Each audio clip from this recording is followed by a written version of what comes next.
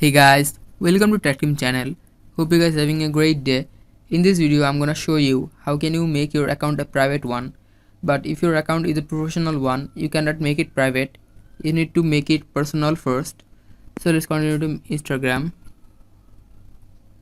After going to Instagram, you can see in the bottom right your profile icon.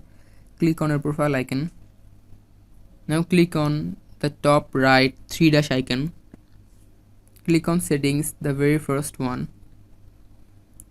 Now click on account. Now you need to scroll down and you can see the second last option, switch account type. Click on this. Click on the first one, switch to personal account. Click on the red button, switch to personal account.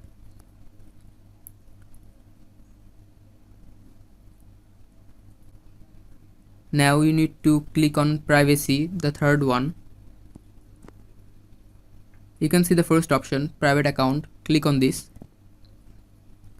Click on the bottom, switch to private, blue button.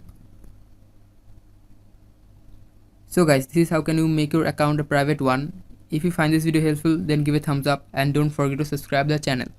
Thank you very much for watching the video.